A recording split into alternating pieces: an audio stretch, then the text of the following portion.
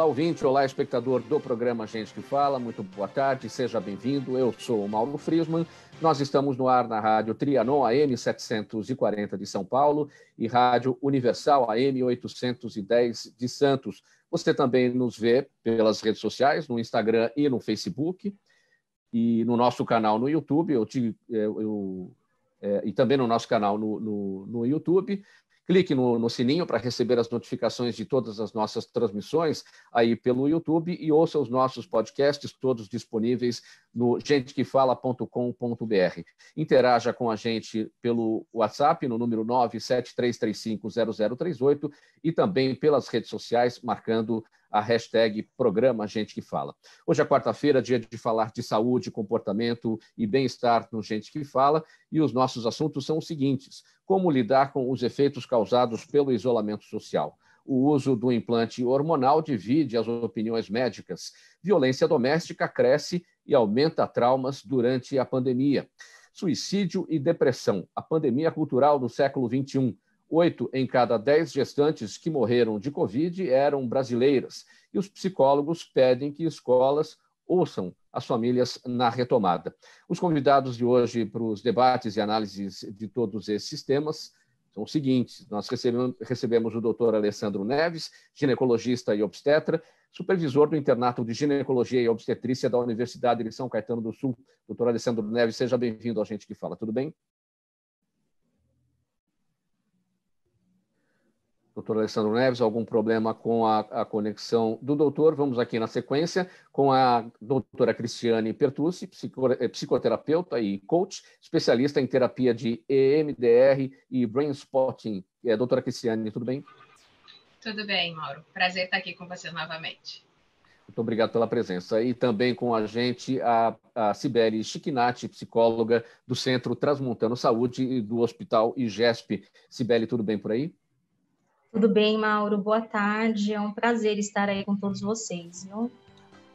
Muito obrigado pela presença. Agora sim, retomado o contato com o doutor Alessandro. Seja bem-vindo ao programa Gente que Fala, doutor Alessandro. Oi, Mauro. Boa tarde. Sempre um prazer estar aqui conversando com vocês. Curiosamente, nós falávamos antes de entrarmos no ar a respeito dos problemas da internet, das oscilações e das quedas de sinal, e não é que aconteceu, mas já está tudo restabelecido e está tudo pronto para a nossa sequência aqui, para a nossa conversa. Antes aqui do nosso primeiro assunto, a gente quer falar a respeito da morte ontem do jornalista Rodrigo Rodrigues. Aqui no finalzinho do programa ontem, nós falamos a respeito, mas o tempo estava tão curto e não deu tempo de falar a respeito da nossa solidariedade. Apenas noticiamos aqui a morte do Rodrigo Rodrigues. A televisão brasileira, de fato, está de luto, como todos acompanharam no dia de ontem, toda a sequência do drama vivido pelo jornalista, que foi internado no hospital Unimed, lá no Rio de Janeiro, e enfrentou a situação decorrente da Covid-19, acabou não resistindo, e nós lamentamos a morte do grande colega, apresentador do Sport TV e também do Globo Esporte, da TV Globo, e expressamos aqui a solidariedade de toda a nossa equipe com a família do jornalista Rodrigo Rodrigues.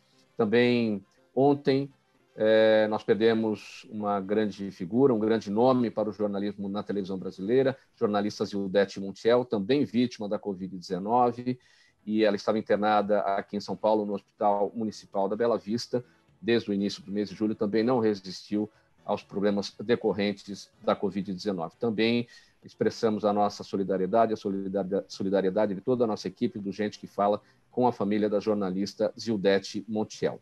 Agora sim, vamos ao nosso primeiro assunto para análise neste programa Gente que Fala, nesta edição. Diante das incertezas dos últimos meses, e claro, também dos próximos, manter a calma é quase impossível. Todos estão cansados do isolamento, preocupados com as finanças, com o medo da doença e tendo que aprender a lidar com uma nova rotina. Já malharam, assistiram lives, cozinharam e fizeram cursos online. Mas como não são só os bons momentos que compõem essa fase. A raiva, as angústias e o cansaço físico e mental fazem com que sintam dificuldade em focar e aliviar o estresse. Cristiane Pertucci, a gente já não está mais naquele momento anterior da questão da pandemia, onde havia o isolamento da maioria das pessoas, e hoje a situação já é bem mais diferente, muita gente já voltou aí à situação normal, e muitos daqueles que ainda estão trabalhando em casa, no sistema de teletrabalho, no home office, também não estão naquele isolamento. Mas, de qualquer maneira, o que prevalece daquele momento, o que essa fase representa e como é que a gente deve fazer para lidar com possíveis traumas dessa situação agora no pós-pandemia? Então, Mauro, mas apesar de a gente estar numa fase diferente, não quer dizer que a gente não esteja sobre o mesmo tipo de estresse ou de um estresse continuado, como a gente fala, né? Eu comentava contigo anteriormente que o que a gente está vivendo desde o início desses tempos de pandemia é o que a gente chama de estresse agudo continuado. Então, quer dizer, a gente tem um estresse que ele vem percorrendo, né? Ele vai ter diferentes fases, mas ele vai nos acompanhando.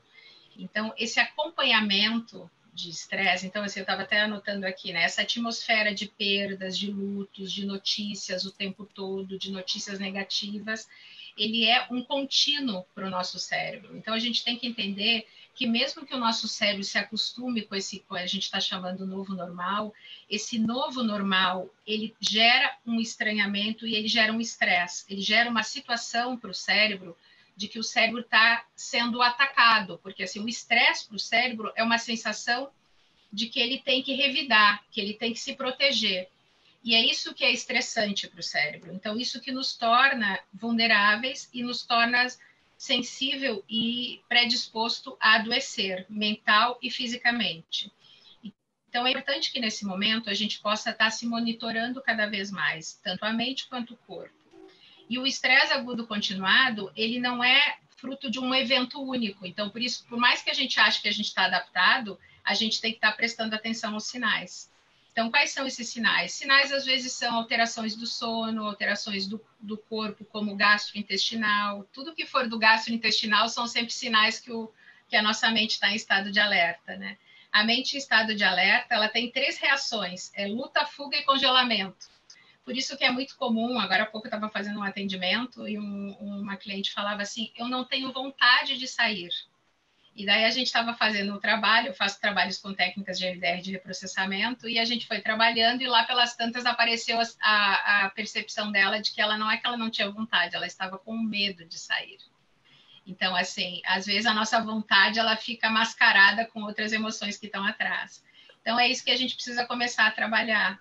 Às vezes a gente acha que a gente não está com vontade de sair mais, mas na verdade não é bem a vontade, é o nosso medo, é o instinto de proteção que o nosso cérebro cria para dizer, não faça isso, se proteja.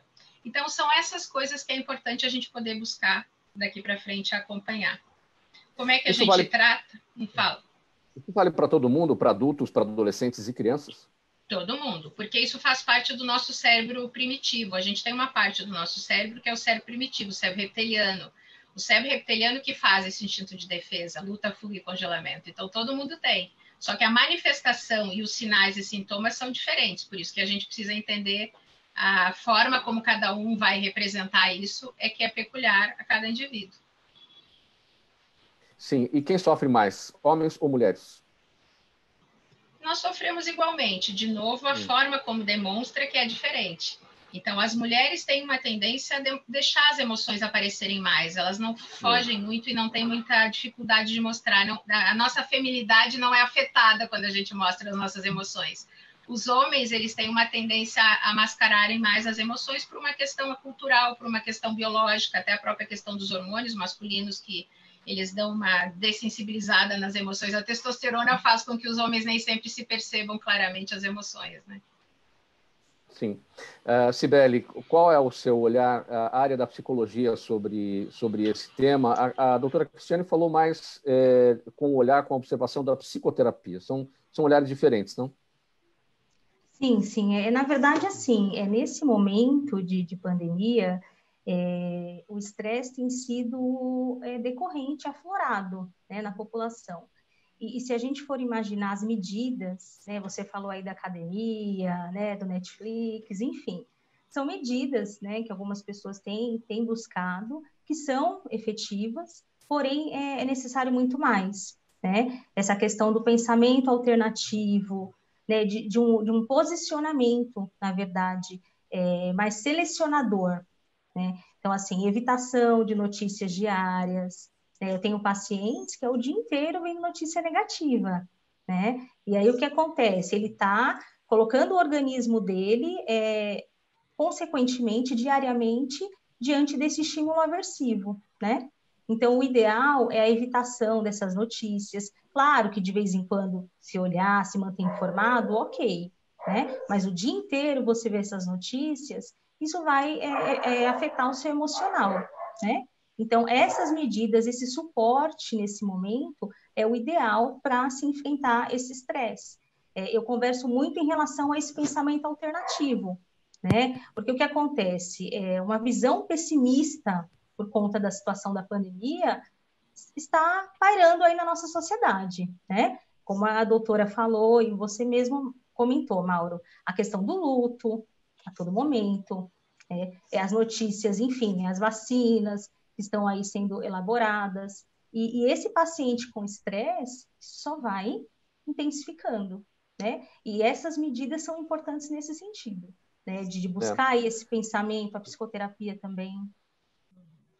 Sim, Sibeli, as notícias ruins realmente não agradam. E muita gente reclama, diz que eu não aguento mais assistir televisão, não aguento mais tanta notícia ruim, falando de números que só aumentam, mortes, enfim. Só que é uma necessidade o acesso ao que está acontecendo para que as pessoas fiquem informadas, não alarmadas, mas que fiquem alertas sobre o que está acontecendo, até para agir corretamente nos procedimentos em relação à proteção contra o coronavírus. Como é que a gente encontra um ponto de equilíbrio na hora de entrar em contato com a notícia ruim, para que a gente entenda aquilo lá como um alerta e não fique alarmado com a situação?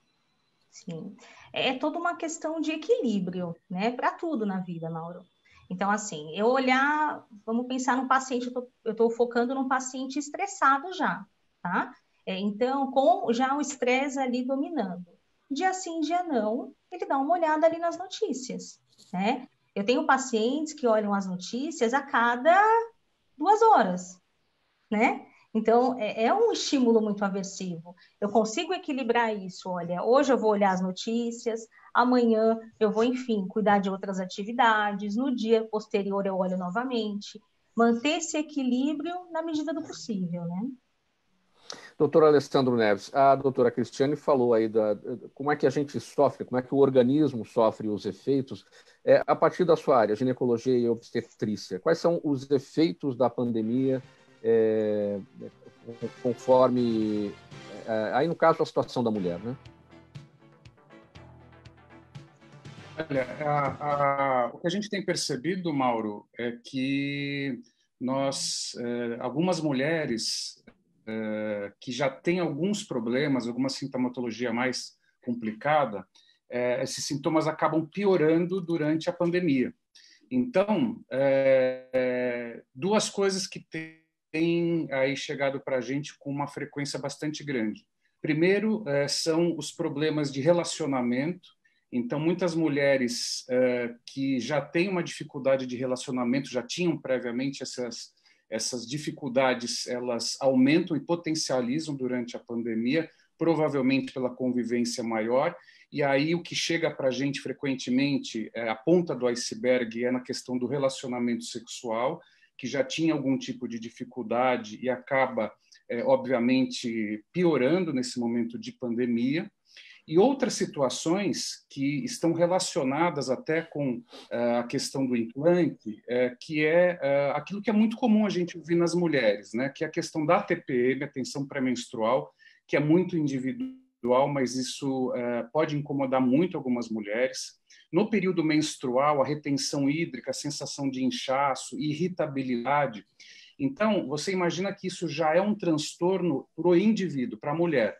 Se a gente fizer uma análise em relação à parceria, né, Você imagina um relacionamento que já tem dificuldade, começa a ter algum problema de TPM junto com a pandemia, o quanto isso não se potencializa.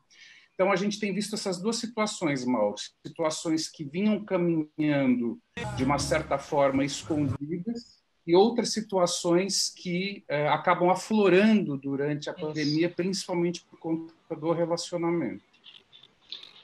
Isso que o doutor está falando é fantástico, porque é isso mesmo. O que acontece é que todo mundo já tem o seu histórico. Então, a gente tem que compreender que não é só o evento atual, mas é o histórico de cada um. Todo mundo tem que olhar. Eu acho que esse é um momento propício, a oportunidade desse momento. Então, por exemplo, quem nunca tratou as suas TPMs, né, doutor? Mas que possa agora dar valor e a importância de se tratar. Eu falo isso muito para as minhas clientes, as clientes jovens, que sempre tiveram transtornos emocionais, alterações de humor muito significativas, e agora na TPM isso está aflorado demasiadamente. Eu falo, mas quanto tempo isso já acontecia contigo? Há muito tempo. Eu digo, pois tu nunca deu muita atenção. Ela diz, é verdade. Então, eu digo, então vamos cuidar disso agora é o momento, porque agora está realmente muito significativo isso na tua vida. Então, eu acho que esse é o momento para a gente poder dar valor e não deixar a sujeira para baixo do tapete, como eu brinco com os clientes, né? E outra coisa que eu queria comentar é que quando a gente fala de cérebro instintivo, existem formas muito importantes de a gente acalmar o nosso cérebro quando o nosso cérebro está com medo ou está sob estresse. Exercícios de meditação, exercícios de relaxamento para o cérebro, tomar água. A água é uma coisa que acalma o cérebro, né? Existem exercícios de autorregulação, estimulação bilateral, são exercícios que ajudam a regular o cérebro quando o cérebro está desregulado, o nosso estado emocional. Então, existe muita coisa para a gente fazer também, como a Cibele falou, além da questão de a gente poder mudar o nosso pensamento alternativo, né? Tornar o nosso pensamento mais positivo.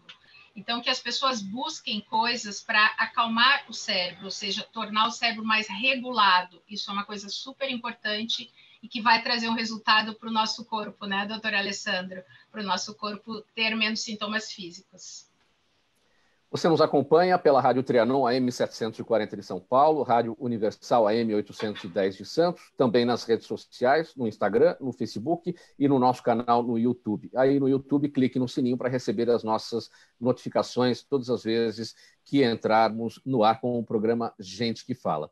Perguntas pelo 973350038 para os nossos convidados. Hoje, quarta-feira, dia de falar de saúde, comportamento e bem-estar por aqui. O próximo tema, já imaginou um produto que evita cólicas menstruais, age como anticoncepcional e reduz a celulite, além de aliviar a TPM? Essa é a promessa do chamado chip da beleza, que está fazendo muito sucesso nos últimos anos. Popular e polêmico, o implante hormonal é colocado sob a pele e estimula ainda a perda de gordura e o ganho de músculos. Segundo especialistas, porém, o chip também pode trazer uma série de efeitos colaterais indesejados. Doutor Alessandro, por que o implante hormonal, o chamado chip da beleza, inicialmente divide opiniões médicas? O que tem de bom, o que tem de ruim? Essa pergunta é muito boa, Mauro, porque muitas vezes algum medicamento novo, que pese que esse implante, né, que popularmente é chamado de chip, ele já está no mercado há mais de 40 anos, então não é uma novidade, mas a mídia tem mostrado muito nos últimos anos. Às vezes a gente fica diante de uma febre, né?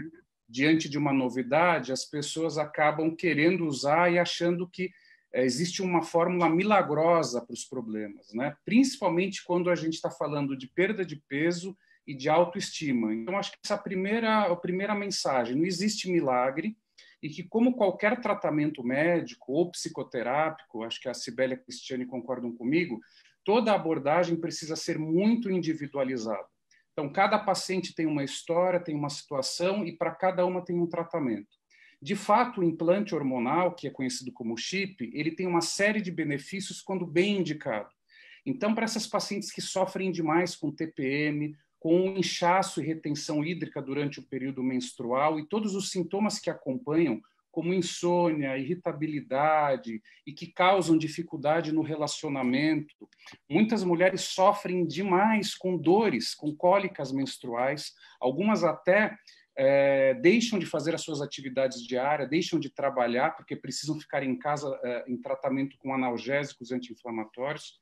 Então, o implante hormonal para essas mulheres traz um grande benefício, porque quando são implantados, deixam essas mulheres sem menstruar, e aí quando eu falo sem menstruar, não significa somente sem o período de sangramento, significa sem o período menstrual, portanto, sem a TPM, sem a irritabilidade, sem as cólicas. Então, você transforma a vida dessas mulheres. Hoje já está mais do que estudado e definido que a não menstruação não causa problemas. Então, para estas mulheres, acaba sendo um grande benefício, sim.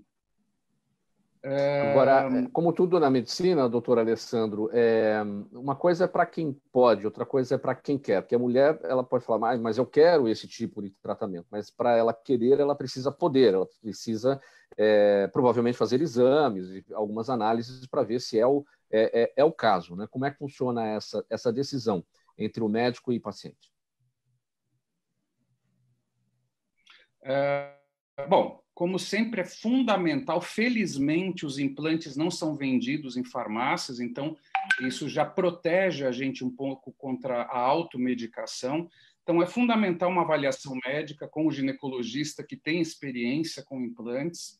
A gente faz uma consulta individualizada e uma série de exames, porque existem algumas situações que contraindicam a implantação desses implantes, desse chip hormonal.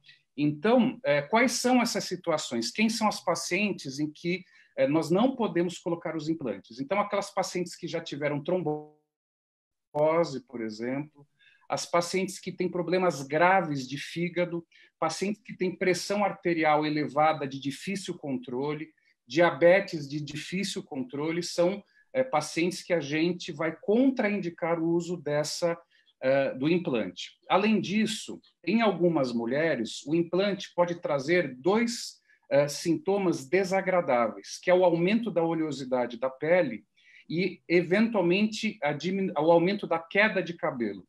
Então, é fundamental que se avalie se essa paciente vai ter ou não o risco desses inconvenientes. Quando a paciente é bem avaliada, não tem esses riscos, o benefício é muito grande. Porque, além de todos os benefícios que eu falei, e por isso que ele é conhecido como chip da beleza, o implante tem dois efeitos colaterais que as pacientes gostam muito, que é a diminuição da celulite e a potencialização da hipertrofia muscular. Então, para quem malha, principalmente musculação, o ganho de massa muscular é potencializado, mas isso é um efeito colateral. Esse não é o objetivo principal do implante, né? Então, o que é importante é o que você falou, é uma avaliação criteriosa. E tem uma outra vantagem do implante, Mauro, que é a possibilidade de personalizar o tratamento. Esse implante ele não vende na farmácia. Então, o médico, baseado nos exames e baseado na consulta, nós conseguimos personalizar quais são os hormônios e a quantidade de cada hormônio para aquela mulher individualizadamente. Idade para o início do uso e idade para deixar de usar? Não, olha, a partir do momento que a mulher ou a menina, digamos assim, inicia a menarqueme, que é a vida reprodutiva, ou seja, a partir do momento que ela já tem as menstruações estabelecidas, já existe a possibilidade do uso do implante. Evidente que o implante para uma adolescente é uma característica, para uma mulher adulta é outra, e ela pode ser usada durante toda a vida, porque até as mulheres na pós-menopausa se beneficiam dos implantes, porque eles podem ser usados também como reposição hormonal na pós-menopausa. Então, a data de início é após a maturação desse eixo menstrual, mas não existe uma data estabelecida para o fim, porque ela pode ser usada tanto para os benefícios quando ela está na fase reprodutiva, inclusive servindo como método anticoncepcional, mas depois da menopausa, obviamente que mudando a composição do implante, você passa a oferecer uma reposição hormonal, não só para a perda de estrogênio, mas aquilo que a Cristiane e a Cibele já falaram, você tem a perda da testosterona na pós-menopausa, a gente consegue substituir, então é um produto que tem aí uma gama de tempo muito grande para ser usado. Seguindo com mais um tema nessa edição do programa Gente que Fala, você nos acompanha pela Rádio Trianon, AM 740 de São Paulo, Rádio Universal AM 810 de Santos, nas redes sociais, no Instagram, no Facebook e também no nosso canal no YouTube. A quarentena tem ajudado a frear a disseminação da Covid-19, mas o isolamento trouxe como consequência um grande aumento da violência doméstica, já que ficou muito mais difícil para a mulher evitar ou denunciar os abusos. É a chamada pandemia dentro da pandemia, que traz ainda um problema extra, a dificuldade no apoio psicológico, já que, além de ter que conviver mais tempo com o seu agressor, o isolamento reduz as chances de conversar com alguém sobre o assunto. Cibele, o que tem chegado até você a respeito dos traumas desta questão do aumento da violência doméstica durante a pandemia? Olha, Mauro, são dados muito tristes, né, nesse momento de pandemia, de isolamento. Eu fiz até um levantamento em relação aos dados pela Polícia Militar, também pelo Fórum de Segurança Pública. Então, assim, os dados em relação ao feminicídio aumentaram, medidas protetivas, né? Essa questão das denúncias também aumentaram pelo 180. Então, é um momento que não se esperava, né? Esse tipo de comportamento aí da nossa sociedade. E o mais interessante é que não foi só no Brasil, né? A Organização das Nações Unidas também entrou aí com campanhas, porque esse índice aumentou no mundo todo, né? Então, como essa mulher ainda se encontra, mesmo depois de todos esses processos que nós conhecemos em relação ao feminismo, enfim, a todas essas ondas, a mulher ainda está vulnerável nessa situação. E essa questão do não acesso, né, aos meios, a sair de casa, também contribuiu muito para esse aumento, né? Essa mulher não tem a informação hoje, por exemplo, que muitos desses órgãos, como a Casa da Mulher Brasileira, onde ela busca apoio, está aberta, né? Porque após essa análise aí de pandemia, desse aumento de números, foi visto que essa questão da mulher se torna um serviço essencial, né? Então, enfim, esses órgãos, a Casa da Mulher está aberta, né? A questão aí da Defensoria Pública, que tem o NUDEM, que é um núcleo que apoia essas mulheres, também está funcionando. Então, a informação não chega até elas. E aí, esses traumas, né, que a gente citou, se desenvolvem como depressão, transtornos de ansiedade, como o transtorno de ansiedade generalizada, o próprio TEPT, que é o transtorno de estresse pós-traumático, por conta dessa mulher não conseguir, infelizmente, esse apoio no momento, apesar de que nesse momento de pandemia as políticas públicas têm se movimentado. Fica mais difícil o tratamento desses traumas num momento muito posterior àquele em que se viveu todo esse drama? O ideal, Mauro, é assim que se observa-se os sinais, né, os sintomas, é buscar esse tratamento quanto antes. Porém, né, eu tenho uma definição, converso até com os meus pacientes, nunca se é tarde para buscar um atendimento. O ideal é que seja imediato. Mas se essa mulher, após enfim, esse período, conseguir ter esse suporte, mas só ressaltando, tanto Disque Denúncia 180, a Prefeitura de São Paulo incluiu também o 156, que é aquele telefone da Prefeitura, que também se incluiu ao 180. Então, são equipes preparadas para receber essa mulher, né? Nós temos aí a questão do NUDEM, que eu falei, a Casa da Mulher Brasileira, Centro de Referência da Mulher. Então, são lugares que hoje, tem alguns que são horários comerciais, outros 24 horas, mas essa mulher consegue ir, né, e buscar esse apoio psicológico. Tem alguns projetos, que eu até deixei o contato com o pessoal, das justiceiras, né, de briga de marido e mulher, se mete sim a colher. Então, são projetos que essa mulher, muitas vezes, consegue ali ter um momento de escuta mesmo, né, de falar com alguém nesse momento mais delicado. A dificuldade da informação chegar até ela ou é a dificuldade da mulher, mesmo informada a respeito, de se livrar daquele seu agressor e procurar ajuda? São os dois, Mauro. Na verdade, assim, com a pandemia, a questão da violência doméstica é um fenômeno mundial, né, de ordem pública, de saúde pública. Mas o que aconteceu com a pandemia? Essa mulher que antes ia levar o filho na escola, ia no mercado, e ela conseguia passar ali na casa, né, ou no centro de referência da mulher, hoje ela não consegue mais. O que ela vai falar para esse agressor? Qual que é o motivo para ela sair de casa? Né? Não se tem. Então, ela fica ali à mercê desse agressor. E fora as questões emocionais, porque geralmente esse agressor é o provedor da família. Ela vai muitas vezes contra uma sociedade machista. A dependência emocional, não é, Sibeli? A dependência emocional. Eu tenho uma paciente nessa pandemia que ela fez um boletim de ocorrência online e quando chegou na delegacia da mulher, da delegacia normal, policial, porque não tinha da mulher na cidade dela, o escrivão disse por que ela fez o boletim online, né? Então, assim, ainda culpabilizou essa mulher. Então, ela fica se sentindo sozinha. E aí vem os sintomas depressivos, né? Sintomas de ansiedade, né? E aí vem todos esses traumas que a gente está conversando, que infelizmente acometem essas mulheres, né? Você salientou bem uma questão, e a gente sempre tem também destacado toda vez que falamos a respeito da violência doméstica, especialmente nesse momento de aumento por conta da pandemia, que em briga de marido e mulher se mete a colher, sim. Ou seja, é a sociedade alerta, é a sociedade atenta para fazer as denúncias. Isso, de fato, tem acontecido, as pessoas estão mais conscientes, porque o que muito se vê o que muito se via até aqui, falar, eu não vou me preocupar porque isso não tem a ver comigo, isso pode até dar algum tipo de problema para mim, enfim, como é que as pessoas estão enfrentando essa situação do ponto de vista de que é preciso todo mundo se unir para ajudar?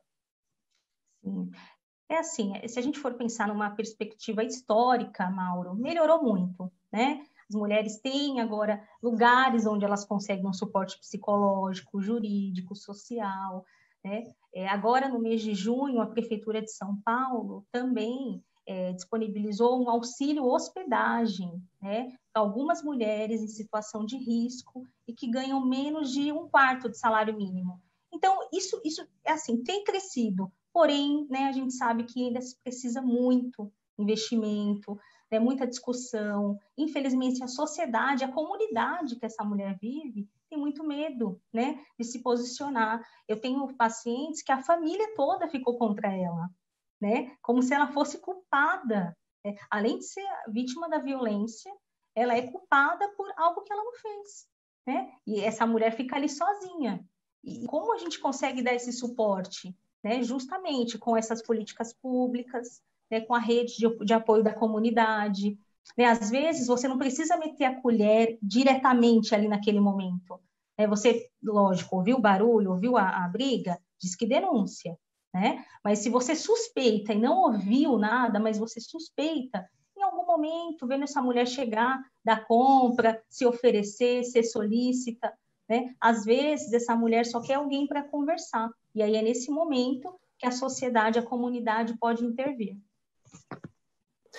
Você acompanha mais uma edição do programa Gente que Fala. Hoje, os nossos temas voltados à saúde, ao bem-estar, ao comportamento. Você está na Rádio Trianon, AM 740 de São Paulo, Rádio Universal, AM 810 de Santos, e nas redes sociais, no Instagram, no Facebook e também no nosso canal no YouTube. Uma mensagem da Prefeitura de São Paulo, antes da sequência para o próximo tema. Pessoal, vocês estão sabendo sobre a abertura dos bares e dos restaurantes. Estamos agora na fase amarela da reabertura, da retomada da economia, e nessa fase os restaurantes vão funcionar com 40% da ocupação. As mesas precisam ficar a 2 metros de distância umas das outras e com todo mundo sentado. Os estabelecimentos podem funcionar por 6 horas por dia e o ambiente tem que ser higienizado diariamente. E consumir na rua, consumir na calçada, isso pode? Não, gente, de jeito nenhum. Os bares e restaurantes não podem vender para quem estiver do lado de fora. Você não deve consumir nada na rua e nem deve insistir com essa possibilidade, está combinado? Afinal, é fora dos estabelecimentos que as aglomerações acontecem, e isso ninguém quer que ocorra nesse momento. Então, a notícia é boa sobre a reabertura dos bares, dos restaurantes, as coisas estão começando a voltar ao normal, mas ainda é momento de atenção. Então, cuidado com a higiene, continue com os cuidados de higiene, lave sempre as mãos, use álcool gel, não compartilhe talheres, copos, objetos de uso pessoal, mantenham o distanciamento social e fique em casa. Não se esqueça, a cidade de São Paulo continua em quarentena e se você vai sair de casa, claro, use a sua máscara. Uma mensagem da Prefeitura de São Paulo para você que nos acompanha nessa edição do programa Gente que Fala. Mais um tema aqui para a nossa análise, para os nossos debates. Em sua coluna de hoje, no UOL, a jornalista Sandra Caselato conta que um amigo seu se suicidou na semana passada. Ela diz o seguinte, a Sandra: olhando sua página no Facebook, parecia uma pessoa feliz, realizada, que superou padrões, casou-se, teve filhos e se reinventou profissionalmente. Porém, andava muito deprimido nos últimos meses. E para Sandra Caselato, o suicídio é apenas um dos sintomas de uma sociedade doente. Diz ela, enfrentamos a exaustão do modelo de ser humano que criamos, vivemos o ódio à vida em forma de depressão, suicídio, terrorismo, feminicídio e racismo. Cristiane, doutora Cristiane, me chamou a atenção aqui uma frase da Sandra Caselato, da jornalista Sandra Caselato. Ela diz aqui assim, enfrentamos a exaustão do modelo de ser humano que criamos. O que te parece essa frase? Isso traduz bastante o modo operante de piloto automático que estamos vivendo, né? Então, a gente está vivendo num modelo onde a gente quer muito performar, a gente quer fazer as coisas de um jeito o tempo todo rápido, né? O máximo o tempo todo, a gente não está muito sentindo as coisas, saboreando as coisas, né? Então, isso faz com que a gente chegue nesse esgotamento. Então, por exemplo, o início da pandemia, ele proporcionou isso, muita gente ficou assustada, e ficou incomodada, e ficou em choque, porque estava nesse piloto automático, andando a 200 por hora, e de repente teve que parar e se perceber, se sentir, né? Então, outro dia eu falava até numa live a questão da felicidade, né? O que é felicidade? O que é o sentimento, estar sentindo feliz? Eu falo que é que nem uma comida requintada, tu tem que poder saborear. Então, o esgotamento é o contrário disso. Eu não saboreio as coisas, eu vou vivendo, eu vou fazendo isso tudo muito automatizado. Quando a Sibeli estava falando dos pensamentos, nossos pensamentos também são assim. A gente sempre pensa muito automático, a gente não presta atenção no que a gente está fazendo. Então, esse esgotamento que as pessoas vão vivendo, eles vão gerando esse estado, vamos dizer assim, que vai chegando nesse limite, aonde vai gerar esse adoecimento. Ou seja, a pessoa chega num estado tremendo, que ela não pede ajuda. Essa pessoa, quando a pessoa chega a se matar, é uma pessoa que às vezes até pediu ajuda, não foi o suficiente, não teve todos os recursos talvez para impedir, né, esse ato, né, infelizmente, mas é uma pessoa que tem um histórico todo bastante comprometido e que o copo foi enchendo, né? Mas é um sintoma da sociedade, eu concordo com uma das frases também que ela coloca. Né? É um sintoma onde as pessoas não estão saboreando a vida, a gente está vivendo o anti-humano, né? Que eu chamo assim também, às vezes, em alguns temas que eu escrevo ou comento. Então, isso que gera esse estado de esgotamento mental e pode gerar, para algumas pessoas, o triste fim, que é achar que a saída única é acabar com a própria vida. Né? E isso tem... já vem de antes da pandemia, né? Evidentemente. A situação da pandemia ajuda a agravar tudo isso, ou a situação da pandemia ajuda a entender melhor isso para que saiamos dessa fase melhores do que entramos? Eu acho que a pandemia é um estado de atenção onde eu consigo ver melhor isso. Eu acho que nos faz prestar atenção, congela a cena, né? Como se fosse um congelar de cena. Espera aí, deixa eu olhar o que está acontecendo. É isso que eu falei já desde o início, nos primeiros atendimentos, quando eu abri as telas, né, para os atendimentos, quando eu passei do presencial para o online, era isso que eu comecei a trabalhar com os clientes. Vamos congelar a cena, vamos ver o que está rolando.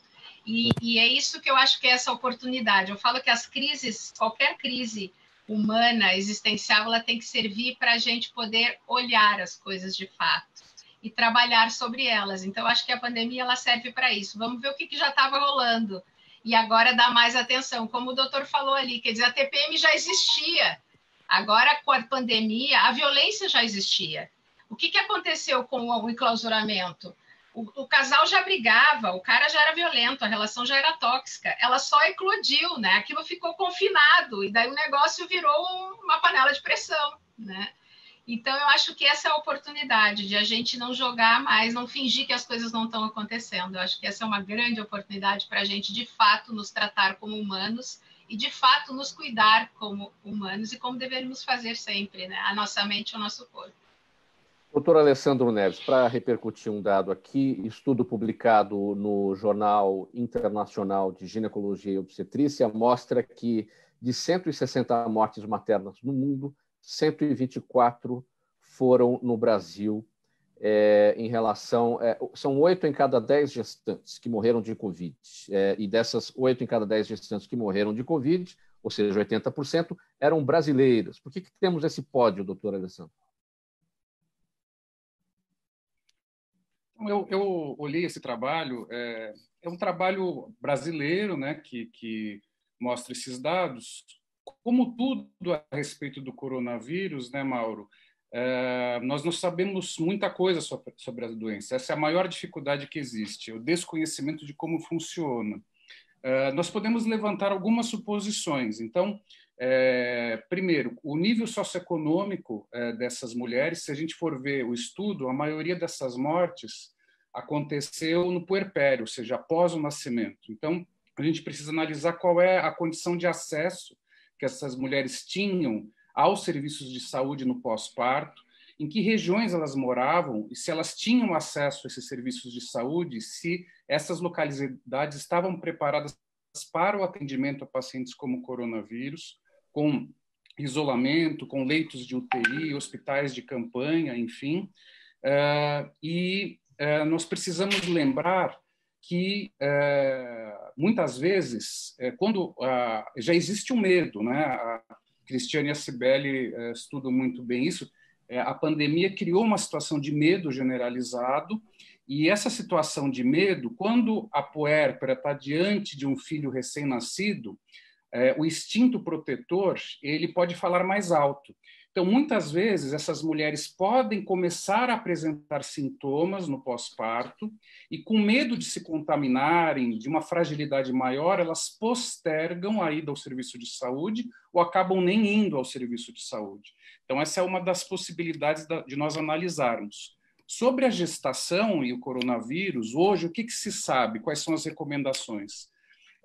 Só existe um caso descrito até hoje de transmissão vertical, ou seja, de que uma mãe que tinha coronavírus passou para o filho durante a gestação, apenas um relato.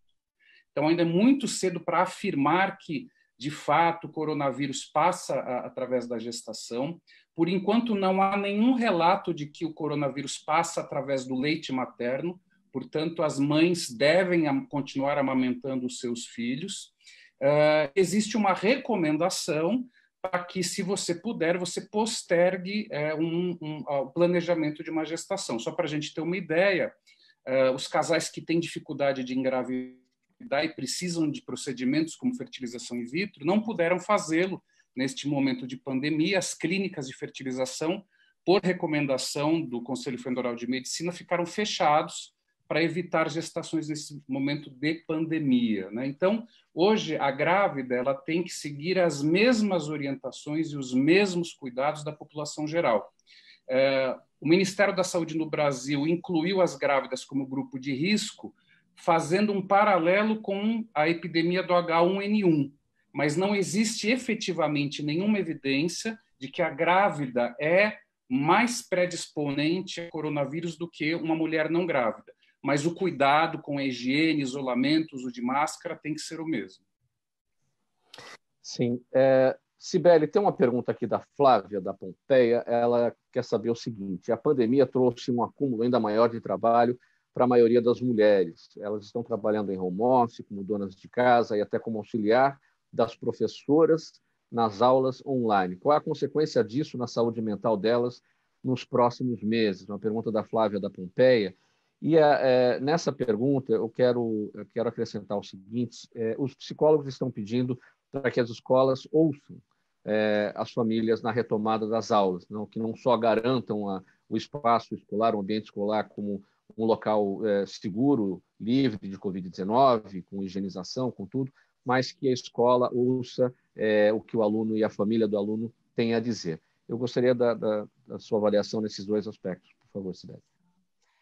Primeiramente, em relação à pergunta da ouvinte, realmente, eu tenho atendido, como o doutor Alessandro disse, essa mensuração de tudo que vai, desses dados pós-pandemia, né, a gente vai ter ao longo do tempo. Porém, na nossa prática clínica, nós já conseguimos observar algumas questões.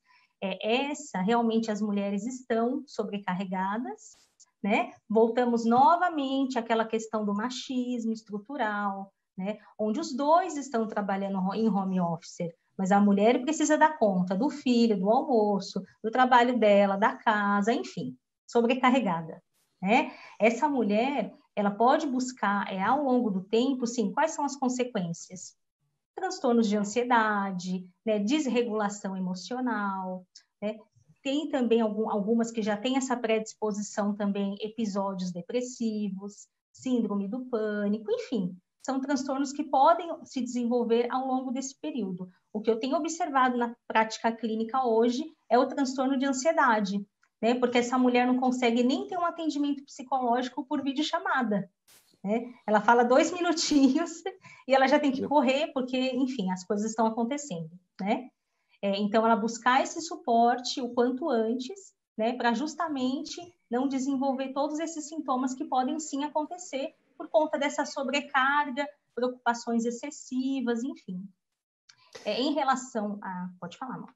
Em relação a essa conversa, né, entre as escolas e os alunos e as famílias, né, no sentido da parceria, né, as escolas ouvirem o que as famílias têm a dizer. Na verdade, esse diálogo sempre foi necessário, né? No entanto, enfim, por diversas questões, não se ocorria aí essa fala mais conjunta. E nesse momento é necessário o quê? O diálogo, a discussão, né? Verificar essa questão aí do acolhimento, né? Como que essas crianças vão chegar, né? O que essas famílias têm observado? E também as famílias se auto-observarem, né? Eu tenho atendido muitas crianças com medo, inseguras, mas o que elas observam em casa? Justamente essas emoções, né? E que escola é essa, Sibeli? Porque uma criança da escola pública vai chegar de um jeito para a volta, e a criança da escola particular vai chegar de outro jeito. Na verdade, a escola pública, Mauro, a gente percebe aí toda uma questão aí de desigualdade social, né? Mas, novamente, o diálogo entre as partes é essencial e o sucesso para esse retorno, né? Uma mãe pode chegar de uma escola pública e falar para um professor, por exemplo, olha, meu filho está com essa dificuldade, o que eu posso estar fazendo? Vamos trabalhar ali em conjunto, né? Trabalhar essa questão da ansiedade também, tanto da escola quanto dos pais. É um momento de acolhimento das duas partes, né, de perceberem que vai ser um momento mais difícil, mais delicado, mas que, em conjunto, né, tanto a escola quanto a família vão atravessar. Eu tenho crianças que demoraram muito de se adaptar aí ao mês de março e abril, mas agora elas estão ali caminhando com as suas dificuldades, né? Mas estão se adaptando aí a esse momento, enfim, estão aprendendo e estão se evoluindo aí normalmente. Mais uma pergunta aqui da nossa audiência. Luciano Rossini acompanha a transmissão dessa edição do programa Gente que Fala pelo nosso canal no YouTube. Luciano, obrigado pelo questionamento aqui para a doutora Cristiane. Interessante o que ele quer saber aqui, o Luciano, doutora Cristiane. As incertezas sobre o que abre ou o que fecha na semana seguinte, e se vai ou não para o trabalho e para a escola, não são piores do que o isolamento social em si? Em resumo, diz aqui o Luciano Rossini, como evitar o estresse vivendo no Brasil? Tanto as incertezas quanto o isolamento são eventos que nos incomodam, que geram um desconforto grande. De novo, vai ser... Para cada um vai ter um nível de desconforto, né? Eu falo que esses desconfortos, eles são como dor, Não dá para a gente dizer que é igual para todo mundo, né? Numa escala de dor de 0 a 10, cada um vai ter a sua escala, né? Então, é importante que cada um possa mensurar o seu nível de desconforto. Tem pessoas que o isolamento, não poder ver outras pessoas, abraçar, é extremamente desregulador, desconfortável e tem gatilhos, proporciona gatilhos emocionais e físicos muito importantes. Tem outros que pode ser a incerteza. Geralmente são cérebros mais controladores, pessoas que têm um perfil mais controlador. Isso gera um desconforto. Então, isso é interessante a pessoa poder ter essa percepção, acho que reconhecer. Lidar com as emoções é uma coisa muito interessante. A gente precisa pelo menos aceitar e reconhecer. Não tem nada errado com sentir ou não sentir, a gente só sente, né? Isso já é uma primeira perspectiva que já nos dá um alívio muito grande. Ok, então é muito incerto para mim não saber o que vai acontecer. Como é que eu lido com isso? Como é que eu minimizo isso? Como é que eu faço a minha rotina ficar um pouquinho mais confortável para mim? Isso são jeitos de pensar que pode nos trazer um pouco mais de conforto, talvez, ou um pouquinho menos de incômodo. No começo da nossa conversa, doutora Cristina, você chegou até a falar, enfim, das reações do organismo em relação a tudo isso. Você chegou a destacar até problemas gastrointestinais, né? Isso. Vamos pegar esse exemplo prático. Então, se a pessoa está sofrendo algum problema gastrointestinal, mas isso é uma decorrência do estado de espírito, né, do estado psicológico, a quem procurar para resolver o problema? Porque, teoricamente, esse é um problema para você ir para um gastroenterologista. Então, é para você procurar um psicólogo, ou existe aquela receita caseira do conta até 10, respira fundo, que você vai melhorar. Então, assim, existem várias fórmulas de tu buscar. Na verdade, o gastro seria para resolver o sintoma, mas não resolver as causas, né? Então, as causas seria, assim, tu buscar te conhecer, buscar trabalho de autoconhecimento. Por exemplo, se tu é uma pessoa ansiosa, se tu tem uma dificuldade de lidar com o novo, de lidar com o imprevisto, quer dizer, tu vai procurar conhecer e trabalhar isso, né? Parecer que a gente está puxando a brasa para o nosso assado, né, Cibele? Mas a gente... será buscar um trabalho psicológico de conhecimento. Então, pessoas que são muito controladoras tendem a ser mais ansiosos, né? Então, vão ter problemas mais físicos. Então, toda vez que tiver uma situação nova, o gastrointestinal, ele tem a ver com a então, eu falo para eles buscarem, se não vai fazer uma terapia, o que tu vai fazer? Tu vai poder se exercitar, exercícios ajudam a regular, buscar trazer dopamina, serotonina, todos os hormônios que regulam o humor. Então, exercitar é uma coisa que melhora a nossa sensação de bem-estar. Exercícios de meditação, de respiração, é uma coisa que requer treino. Ninguém consegue meditar e se acalmar de uma hora para outra, mas são coisas que ajudam a melhorar o nosso bem-estar, por exemplo. Mas, do caso ao contrário, seria buscar um tratamento psicológico. Porque uma coisa que eu gosto muito de dizer que a neurociência fala é assim, tudo que está na mente está no corpo, porque as emoções são vividas no corpo. Então, a gente tem que pensar que quando o nosso corpo pipoca com doenças ou com sintomas, isso tem a ver com o que está passando aqui. Então, o certo é procurar um psicólogo. Puxando a brasa para o seu assado, exatamente. Mas é que, na verdade, a gente não tem muito claro. essa cultura, né? Sim. É que, infelizmente, a gente ainda é muito fragmentado na nossa ciência. A gente é cartesiano, a gente só vai resolver o sintoma, a gente nunca busca resolver as causas, né? Tá certo. Fernanda Di Giorgio, também acompanhando a gente no Instagram, mandando aqui a sua mensagem, a sua pergunta. Obrigado pela audiência, Fernanda. Doutora Alessandra, ela quer saber o seguinte, como diferenciar alguns sintomas comuns à menopausa, como alterações de humor, insônia, cansaço, melancolia e outros, de problemas causados pela situação atual de quarentena? É a Fernanda Di Giorgio que pergunta. São duas formas da gente diferenciar. A primeira é a questão da idade. Então, se ela estiver próxima aos 50 anos, que é a faixa etária mais comum da menopausa, e com o sintoma, o sinal mais frequente dessa fase, que é o início das irregularidades menstruais. Então, se ela estiver próxima aos 50 anos, né, ao redor 47, 48, e junto com alterações menstruais, isso é um sinal muito, muito propenso de ser um sintoma relacionado à menopausa. Agora, se ela não tem esses sinais, aí a melhor forma é procurar o ginecologista para fazer uma dosagem hormonal. E através da dosagem hormonal, a gente vai conseguir, então, saber se essas alterações têm relação com a queda estrogênica da menopausa ou se são relacionados a outras causas, como, por exemplo, aí a situação de quarentena. Agora, todo esse estresse da pandemia, do momento, na sua área, vamos falar de menopausa especificamente, tudo isso pode trazer uma precocidade eventual, uma menopausa antecipada, por exemplo? Assim, os ciclos, a vida da mulher, ela está predestinada, né? Então, porque a mulher já nasce com o número de óvulos predestinados. Então, se ela vai menstruar e ter uma vida de 30 anos, ela começou aos 15, vai até os 45. Algumas situações antecipam, como tabagismo, etc. Mas o fator emocional não. O que o fator emocional pode acarretar é o afloramento, né? Então, é aquilo que eu tenho insistido. Esses sintomas que a gente vai perceber mais na quarentena, eles podem ser o sinal, a ponta do iceberg de alguma situação que já deveria ter sido enfrentada há um tempo atrás. E uma mensagem importante, né?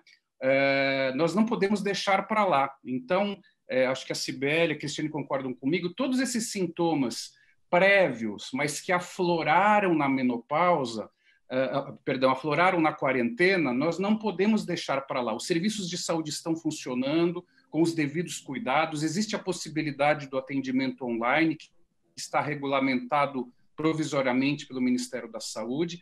Então, essa mensagem é muito clara. Esses problemas que vocês apresentam, não deixem para esperar o copo transbordar, como a Cristiane falou. Procurem ajuda do seu terapeuta, do seu psicólogo, do seu ginecologista. Acho que essa é a grande mensagem, Mauro. Pessoal, o tempo do programa já chegou ao final. Doutor Alessandro, o senhor está com a palavra. 5 segundos para a sua despedida. Agradeço, Mauro, mais uma vez. Seu programa é excelente. Parabéns. E agradeço também o aprendizado das minhas colegas, a Cristiane e a Cibele. Sempre é bom participar, porque a gente também aprende um pouco aqui. Obrigado, Mauro. Doutora Cristiane, sua palavra final, 5 segundos. Eu que agradeço também, concordo, é uma troca, adorei conversar com vocês e realmente se cuidem e não deixem o copo transbordar e cuidem do seu histórico, como eu sempre digo, né? Agora é o momento de oportunizar e a gente ficar melhor a cada dia. Obrigada. Cibele, sua despedida. Eu agradeço a oportunidade, também aprendi muito com todos e se cuidem e se auto-percebam, né? Não ignorem as suas emoções. É isso. Muito obrigado pela presença de vocês, em nome da equipe do programa Gente que Fala. Excelente conversa, excelente bate-papo, ajudando nas orientações do nosso público hoje, sobre saúde, sobre comportamento e sobre bem-estar. Apesar daquele início meio tumultuado, porque eu entrei sem áudio, falando com o microfone fechado, a gente perdeu um pouquinho de tempo ali, mas não tem problema, a gente conseguiu chegar a um objetivo comum. O agradecimento, então, ao doutor Alessandro Neves, ginecologista, obstetra, supervisor do Internato de Ginecologia e Obstetrícia da Universidade de São Caetano do Sul, a Cristiane Pertucci, doutora Cristiane Pertucci, psicoterapeuta e coach, especialista em terapia de EMDR e Brain Spotting, e a psicóloga Cibele Chiquinati, do Centro Transmontano Saúde e do Hospital IGESP. Na mesa de som com a gente, o Sérgio Souza, também gerente técnico da Rádio Trianon. Apresentação minha é Mauro Frisman, pauta e redação Pedro Esquiavon, a diretora de produção é a Zenilda Salvato, a direção-geral do jornalista Fausto Camunha, e do outro lado do Gente que Fala, você, ouvinte e espectador, a razão da nossa presença aqui todos os dias. Muito obrigado pela audiência, tchau e até amanhã.